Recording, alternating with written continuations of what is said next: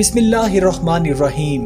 ناظرین، کیا آپ نے کبھی سوچا ہے کہ ایک غیر مسلم جو بائبل پڑھتا ہو، جس نے کبھی قرآن مجید کو ہاتھ تک نہ لگایا ہو، وہ اچانک پاکستان آتا ہے اور چند دنوں میں مسلمان بن جاتا ہے؟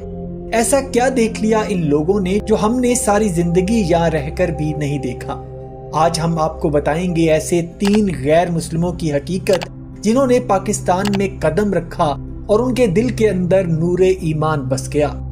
آخری کہانی اتنی حیران کن ہے کہ آپ کی آنکھوں سے آنسو رواں ہو جائیں گے۔ ناظرین، پہلا واقعہ ہے ایک کیتھولک پادری کا جو لاہور میں آیا اور مسلمان ہو گیا۔ یہ کہانی ہے مائیکل تھامس کی، جو انگلینڈ کا رہائشی تھا۔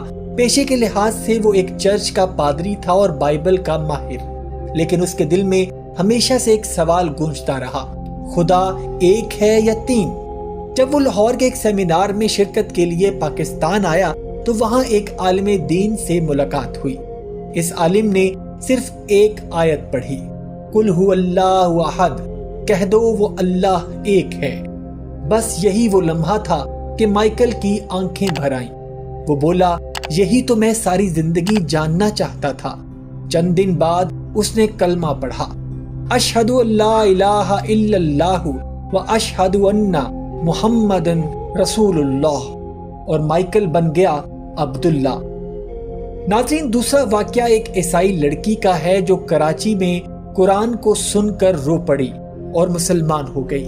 اس لڑکی کا نام تھا جیسیکا، امریکہ سے آئی ایک یونیورسٹی کی طالبہ جو کہ ایک سٹڈی پروجیکٹ کے لیے کراچی آئی تھی۔ ایک دن کراچی یونیورسٹی کی مسجد کے باہر سے گزر رہی تھی تو مغرب کی اذان سنائی دی۔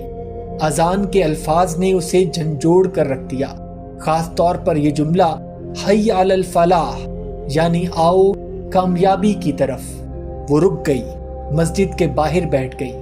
اس کے بیہیویئر کو دیکھتے ہوئے ایک پاکستانی مسلمان لڑکی نے اس کو ایک انگلش ترجمے والا قرآن لا کر دیا۔ وہ کہتی ہے، جب میں نے سورہ مریم پڑھی تو مجھے لگا جیسے یہ کتاب مجھ سے بات کر رہی ہو۔ صرف 12 دنوں میں وہ قرآن کے 5 پارے پڑھ چکی تھی، اور ایک رات وہ تنہا اپنے کمرے میں آنکھوں میں آنسو لیے کلمہ پڑھ رہی تھی۔ اب وہ جیسیکا نہیں تھی، فاطمہ بن چکی تھی۔ سبحان اللہ۔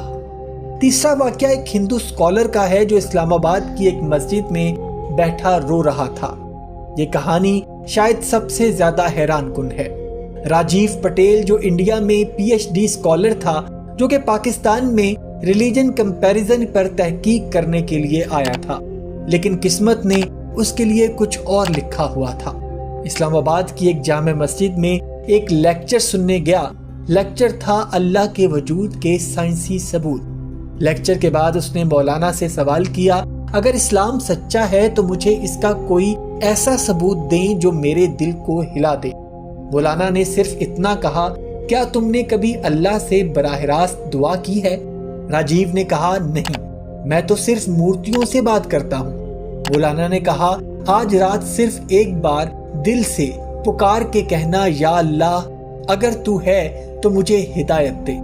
اسی رات اس نے آنکھوں میں آنسو لیے اللہ سے دعا کی، اور صبح اذان فجر کے وقت مسجد پہنچا اور کہا کہ میں نے دعا میں اللہ کو باقاعدہ محسوس کیا ہے، اور اسی دن راجیو نے اسلام قبول کر لیا۔ دوستو، یہ وہ لوگ ہیں جنہوں نے اسلام کو صرف پڑھا نہیں، جیا نہیں۔ انہوں نے قرآن کو صرف کتاب نہیں سمجھا بلکہ زندگی کا راستہ سمجھا۔ ہم تو پیدا ہی مسلمان ہوئے، لیکن ایمان کا وہ ذائقہ، وہ قربانی، وہ جذبہ شاید ہم محسوس بھی نہ کر سکیں۔